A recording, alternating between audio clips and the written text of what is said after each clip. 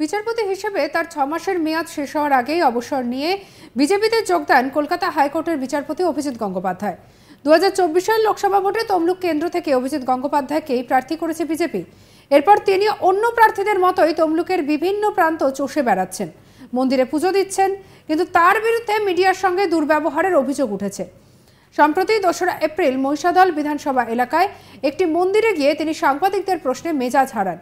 তিনি সাংবাদিকদের প্রশ্নে রেগে গিয়ে পাল্টা জিজ্ঞাসা করেন যে কি বলবেন, মানে কি আপনারা কি ভালো করে প্রশ্ন করতেও পারেন না? আমি যদি আপনাকে কিছু বলি তবে আমি কিছুই বলবো না, কেমন হবে আপনার রিয়াকশন?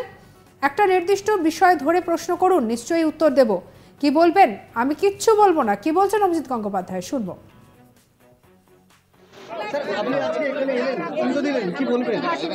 আপনারা কি ভালো করে প্রশ্ন করতে পারেন? কি বলবেন, কি বলবো? আমি যদি আপনাকে বলি যে কিচ্ছু বলবো না, আপনার কি হবে রিয়াকশন? কি বলবেন মানে একটা নির্দিষ্ট বিষয় তুলুন, তার উপর প্রশ্ন করুন, তাহলে বুঝতে পারেন। দিলীপ ঘোষ বলছেন ওই একটা প্রশ্ন আপনারা সে কি বলবেন, কি বলবেন? আমি কিচ্ছু বলবো না। বামেরা অর্থ সংগ্রহ করছে, তাদের বলছে যে তাদের নির্বাচন লড়ার মতো যথেষ্ট অর্থ নেই, কি বলবেন? আমি কি বলবো? আবার কি বলবেন মানে একটা প্রশ্ন তৈরি করুন। একটা প্রশ্ন তৈরি করতেও একটা শিক্ষা লাগে। একটা প্রশ্ন তৈরি কি বলবেন, কি বলবেন, কি বলবেন, সারাক্ষণ কি বলবেন মানে আমি কি বলবো? স্যার, আপনি আজকে এখানে এলেন, পুজো দিলেন, কি বলবেন? আপনারা কি ভালো করে প্রশ্ন করতে পারেন? কি বলবেন, কি বলবো? আমি যদি আপনাকে বলি যে কিচ্ছু বলবো না, আপনার কি হবে রিয়াকশন? কি বলবেন মানে একটা নির্দিষ্ট বিষয় তুলুন, তার উপর প্রশ্ন করুন, তাহলে বুঝতে পারেন। দিলীপ ঘোষ বলছেন ওই একটা প্রশ্ন আপনারা সে কি বলবেন, কি বলবেন? আমি কিচ্ছু বলবো না। বামেরা অর্থ সংগ্রহ করছে, তাদের বলছে যে তাদের নির্বাচন লড়ার মতো যথেষ্ট অর্থ নেই, কি বলবেন? আমি কি বলবো? আবার কি বলবেন মানে একটা প্রশ্ন তৈরি করুন। একটা প্রশ্ন তৈরি করতেও একটা শিক্ষা লাগে। একটা প্রশ্ন তৈরি কি বলবেন, কি বলবেন, কি বলবেন, সারাক্ষণ কি বলবেন মানে আমি কি বলবো? এ তো গেল একটা উদাহরণ। এছাড়াও মন্দিরের ভেতরেও একজন সাংবাদিককে এলাকা ছেড়ে চলে যেতে নির্দেশ দেন অভিজিৎ গঙ্গোপাধ্যায়। দেখে নিন।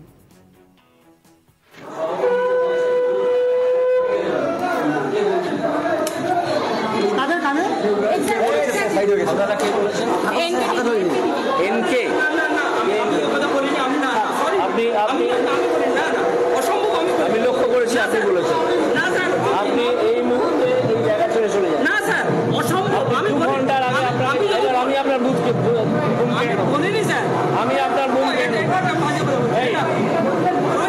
রঞ্জিত বলেছে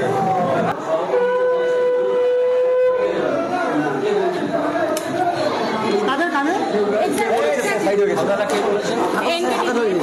এনকে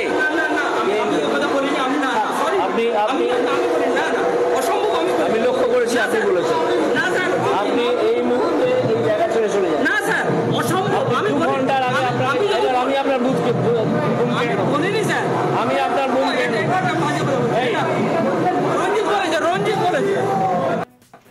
এবারে প্রশ্ন হলো যে সাংবাদিকদের কাজ প্রশ্ন করা। প্রশ্নটা অপ্রিয় হতেই পারে, কিন্তু তা বলে ওই সাংবাদিকদের শিক্ষাগত যোগ্যতা নিয়ে প্রশ্ন তোলা বা কোনো সাংবাদিককে এলাকা ছেড়ে চলে যেতে বলার অধিকার কি সত্যি রয়েছে একজন প্রার্থীর?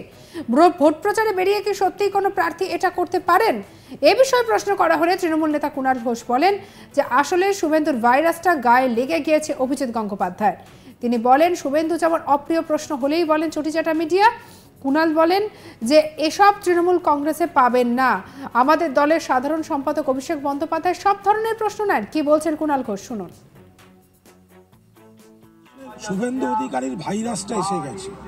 যখন আমরা সাংবাদিকদের সঙ্গে কথা বলি, আমরা প্রশ্নের উত্তর দিই। অপছন্দের প্রশ্ন হলে শুভেন্দু যেমন বলে আপনি চটিচাটা মিডিয়া, এসব আমাদের কাছে পাবেন না। আমাদের সর্বভারতীয় সাধারণ সম্পাদক অভিষেক বন্দ্যোপাধ্যায় 1 ঘন্টা 1.5 ঘন্টা সাংবাদিক বৈঠক করলেও সব প্রশ্ন নেন, সব প্রশ্নের উত্তর দেন। কিন্তু সাংবাদিকদের লাগাতার অপমান করে চলেছেন শুভেন্দু অধিকারী এবং অভিজিৎ গঙ্গোপাধ্যায়। আমি অনুরোধ করব অভিজিৎ বাবুকে, বিচারপতি থাকতে আপনি একটা জায়গায় ছিলেন, বিজেপিতে গিয়ে এত বড় আত্মঘাতী সিদ্ধান্ত নিয়েছেন। पर्वतों से आज मैं टकरा गया, पर्वतों से आज मैं टकरा गया হয়ে গেছে। তো সুতরাং আপনি নিজের সম্মানটা রাখতে এই ধরনের সাংবাদিকদের কটু মন্তব্য, বিরোধী প্রার্থীকে কটু মন্তব্য, এগুলো এড়িয়ে চলুন।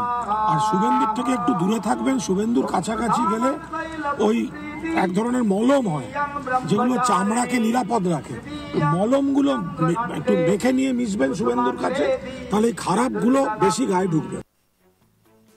আর এ নিয়ে আমাদের কালে চন্দন সেনাপতির কি রিপোর্ট দেখাবো।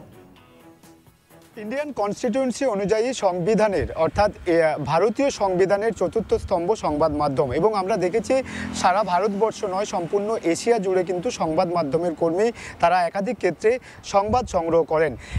একজন সংবাদকর্মী তার সুনির্দিষ্ট নিয়ম মেনেই কিন্তু জনপ্রতিনিধি সহ একাধিক সরকারি আধিকারিক প্রত্যেকের সম্মুখীন হয় পজিটিভ নেগেটিভ সমস্ত ধরনের কোশ্চেন নিয়ে। কিন্তু এর আগে আমরা দেখেছি বারবারই সংবাদ মাধ্যমের কর্মী তারা কিন্তু একাধিক ক্ষেত্রে কোথাও অপমানিত হচ্ছেন, কোথাও মার খাচ্ছেন। এই সংবাদ মাধ্যমের এই যে একাধিক জনপ্রতিনিধি সহ বেশ কিছু দুষ্কৃতীদের সংবাদ মাধ্যমের উপর যে একটা অ্যাটাক বা আক্রমণ, এটা কিন্তু যথেষ্টই শোভনীয় নয়, এবং এই নিয়ে একাধিকবার আমরা দেখেছি যে সংবাদ মাধ্যমের প্রতিনিধি তারা কিন্তু সরব হয়েছেন বিভিন্ন ক্ষেত্রে।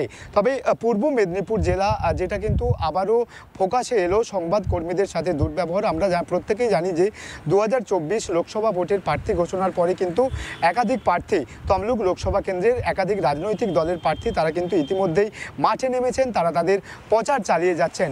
কিন্তু তমলুক লোকসভা কেন্দ্রের বিজেপি প্রার্থী অভিজিৎ গঙ্গোপাধ্যায়কে নিয়ে কিন্তু ইতিমধ্যেই একটা কন্ট্রোভার্সি বা একটা সোশ্যাল মিডিয়ায় একটা ঝড় উঠেছে যে অভিজিৎ গঙ্গোপাধ্যায় যিনি আইনের একজন প্রাক্তন বিচারপতি, কার্যত আইনের রক্ষক বলা যেতে পারে, তিনি একজন বিচারপতি ছিলেন, বর্তমানে তিনি কিন্তু প্রাক্তন বিচারপতি। সেই বিচারপতির কাছ থেকে কিন্তু সংবাদ মাধ্যমের কর্মী যারা ছিলেন তারা কিন্তু কার্যত তারা দুর্ব্যবহারের শিকার হয়েছেন। এমনটা কিন্তু সংবাদ মাধ্যমের যারা কর্মী রয়েছে পূর্ব মেদিনীপুর জেলা জুড়ে তাদের কাছ থেকে কিন্তু উঠে আসছে। দেখা গিয়েছে অভিজিৎ গঙ্গোপাধ্যায় তার প্রচার ক্ষেত্রে একাধিক সংবাদ কর্মীর সাথে কিন্তু দুর্ব্যবহার করছেন, যেটা সংবাদ মাধ্যম সূত্রের খবর যে শুধু তমলুক সহ মহিষাতল এই দুটো জায়গাতে কিন্তু অভিজিৎ গঙ্গোপাধ্যায়কে দেখা গিয়েছে যে সংবাদ কর্মীদের সাথে তিনি কার্যত দুর্ব্যবহার করছেন। অপরদিকে সংবাদ কর্মীদের বক্তব্য, যেহেতু তিনি একজন বিচারক ছিলেন, বিচারপতির আসনে বসে সুনির্দিষ্টভাবেই অ্যাকুইজড এবং ভিকটিম দুই পক্ষকেই কিন্তু তিনি সমান নজরে দেখতেন। সেক্ষেত্রে সংবাদ কর্মীদের যেটা বক্তব্য যে তারা নেগেটিভ এবং পজিটিভ দুই ধরনের প্রশ্ন নিয়ে কিন্তু ওই প্রার্থী অর্থাৎ তমলুকের বিজেপি প্রার্থী অভিজিৎ গঙ্গোপাধ্যায়ের সম্মুখীন হয়েছিল, এবং তারা যেটা বলছেন যে অভিজিৎ গঙ্গোপাধ্যায় যেহেতু একজন বিচারপতি ছিলেন সেক্ষেত্রে যথেষ্ট শ্রদ্ধেয় মানুষ, তার কাছ থেকে যে ব্যবহারটা সংবাদের কর্মী বা সংবাদ কর্মীরা পেয়েছেন সেটা কিন্তু অত্যন্ত নিন্দনীয় বলেই মনে করছে সংবাদ মহলের একাংশ। সঙ্গে এখন আজ তাক বাংলাকে সাবস্ক্রাইব করে নিন।